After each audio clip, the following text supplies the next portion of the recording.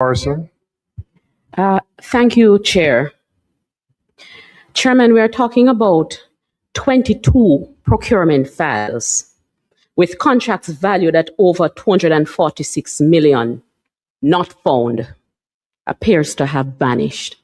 Chairman, earlier you, and I'm going to paraphrase, you said that you don't want to accuse anyone of being deliberate, but you're sorely tempted.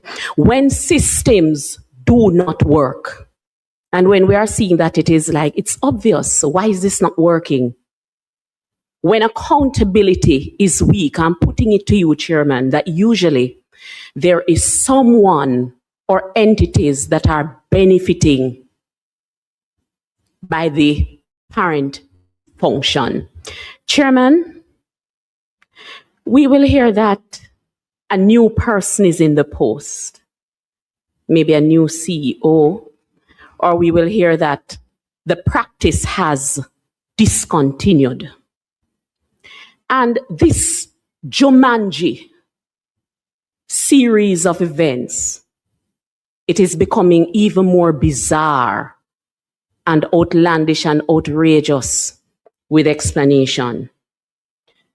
When we hold people accountable, what are the suite of action items that follow when we say this entity or these individuals are to be held accountable? 246 million. Where are the missing files? Maybe file 13? I don't know. But I want to call your attention to the brief, Chairman. It's not part 2 where we have note briefly that alarms me. It's not the part that says no documents were provided for 22 contracts. It's where it says we have not conducted an audit to determine the authenticity of the submitted documents. So I'm aligned with you, Chair, when you say we have to come back to this matter. No, we have to. And that's why I had asked the Auditor General, but she indicated her plate is full. But we have to come back because we don't even know how bad the problem is at this point in time. But I must tell you now, 6 years me I sit down in that chair, yeah. This is one of the worst. The worst. And I don't, as I said, I can't conclude corruption because I don't have enough evidence, but it smells bad. It stink. It stink. And understand, understand when our constituents go to university hospital or any hospital and them have to pay the fee and them call we as the MP for help, for pay the fee. And them people are listen to this, And them people listen to this. And I say, when them go pay them tax, at this, them tax dollars I do, and them can't go hospital and get an MRI or a CT scan. We will follow up. We will follow up. We will follow up. Because nothing can go so in a 2026. Document can't walk out of hospital. Fire, me not hear about fire. Me hear about flooding. I want to report on the flooding. But it cannot be so that you disappear 22 document can't find. Worth so much money? No, sir. Member Cuthbert Flynn, then Member Cousins. Thank you, Chairman. I have 2 questions. I wanted to go back to the beginning where I think it was mentioned that there are 8 to 10 members. I'm curious as to who are, as far as UHII, who are those board members? Who are they made up of? The personnel on the board.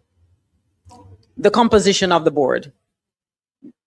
You need the names of the individual? No, not the name, but who are they comprised of? As far as the individuals, are there any medical doctors on the board? Are there just members of civil society? Who are the members? The composition. Okay, so we do have some doctors on the committee, the Chief Medical Officer, Madam Desesa, is on the board. Also, the Senior Director of Clinical Services is on the board also. And we have in attendance others, medical personnel who are on the board. Sorry, if I might help. Those other persons not appointed by the Minister, the Dean of the Faculty of Medicine, University of the West Indies, the Chief Medical Officer of Jamaica, Talk closer to the mic. Pull the mic closer.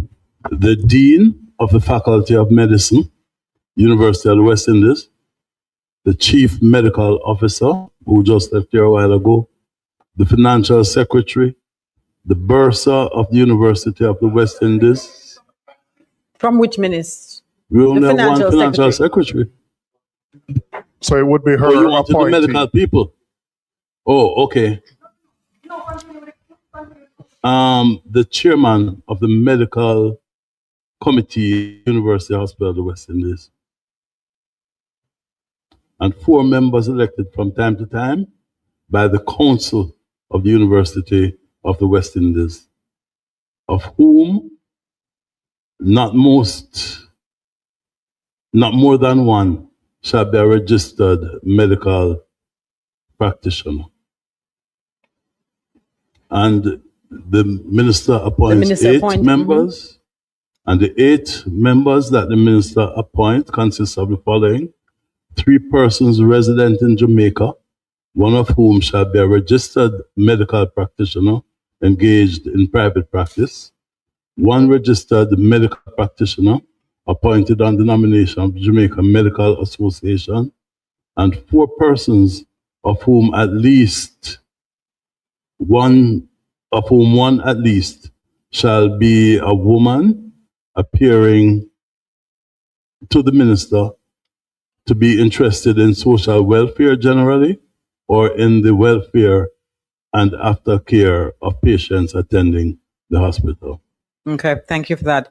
Let me go back to the audit findings as well. It states here contractors engaging without formal contracts. Do we know for what amount that these contractors were engaged without a formal contract? And under what circumstance? We don't have the information. What we do know is that some of them actually, based on the Auditor General's report, were actually engaged. And then after they have completed the work or near completion, the contracts were put in place. Signed contracts were put in place. And do you know why that was? That a contract is not signed before the work began? Or is that a practice that is done, or is that a practice that's done where you engage someone and you don't have them sign anything and they do the work and then you say, okay, what if? That's a clear breach. Yeah, because there are many things that could really happen. Yes, clear breach of the procurement guideline. Variations could happen. Well, the fact is also that you will have a situation where a person is engaged and then after you would, I think the auditor pointed out, after is when you go to tender. Well, the biggest risk to the government of Jamaica it should never happen. Is that you engage somebody, something go wrong with the contract. But that's what I mean. Can't be completed. You have nobody to hold accountable. Right. Because you have no contract. Mm-hmm.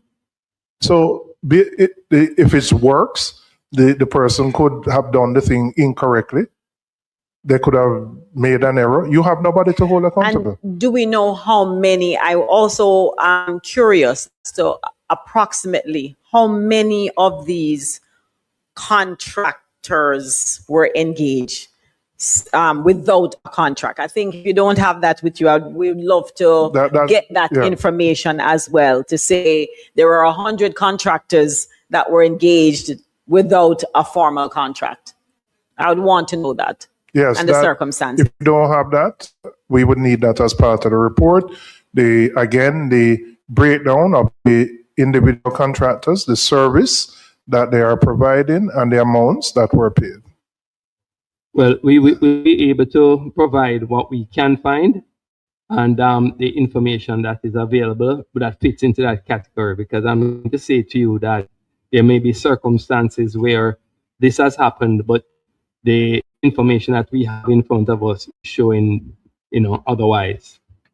But can I ask, and the CEO, the acting CEO may not be able to answer because you just went there, but what circumstances would give rise to contracts being awarded verbally, work completed, and then only when payment is to be made, a contract is signed? Mr. Chairman, under no circumstances at all whatsoever should this happen.